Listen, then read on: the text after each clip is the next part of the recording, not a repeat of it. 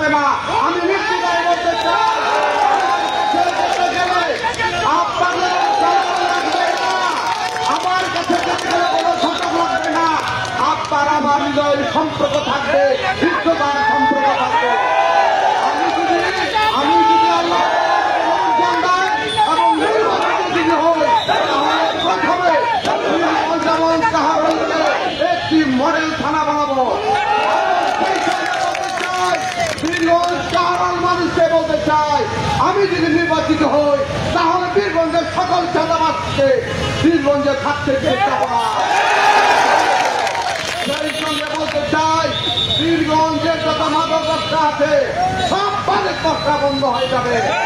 বীরগঞ্জে একটি সাংস্কৃতিক মনে হবে, বীরগঞ্জে দেখতে হবে ফুটবল খেলা এবং ক্রিকেট খেলা থেকে শুরু করে সকল ছাত্র খেলা, গ্রামীণ খেলা, সকল মডেল খেলা মানুষকে এই খেলা দিয়ে আমি মাদক দূর করতে চাই।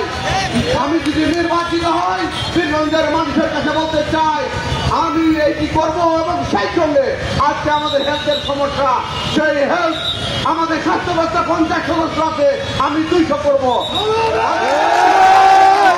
বেকারত্ব দূর করার জন্য আপনাদেরকে বলতে চাই, বেকারত্ব দূর করতে কিভাবে হয় আমি সেটা জানি।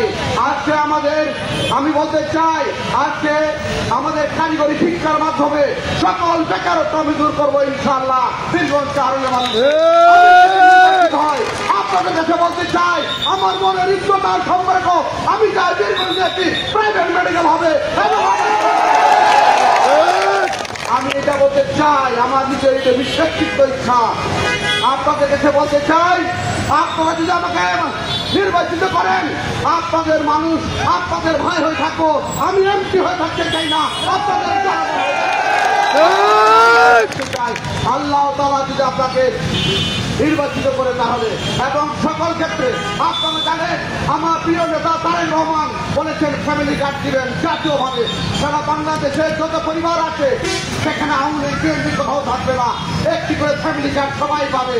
সেই ফ্যামিলি কার্ডের মধ্যে আপনার কাছে মেম্বার চেয়ারম্যানের কাছে যেতে হবে না, কারো কাছে যেতে হবে না, ফ্যামিলি কার্ড থাকবে। বয়স্কদের জন্য হাল থাকবে, বয়স্কদের জন্য আপনাদের বয়স্ক ভাতা আরো বাড়বে, এবং সেই সঙ্গে আমাদের বীরগঞ্জ শহরের মানুষ কৃষক, সেই কৃষকদের জন্য একটি করে ফার্মার কার্ড থাকবে। এটি জাতীয় কথা, জাতীয় নেতা আমাদের তারেক রহমান তিনি বলেছেন, আমরা সেটা বাস্তবায়ন করবো। পরিশেষে আমি আপনাদের কাছে পীড়িত এবং করজোড়ে তুলতে চাই, ধানের শীষে আপনার সকলে ভোট দিবেন। এই আহ্বান দেখে আমার বক্তব্য শেষ করছি। শহীদ আমরা খালেদা জিয়া জিন্দাবাদ, তারেক রহমান জিন্দাবাদ, সকলকে ধন্যবাদ। আসসালামু আলাইকুম।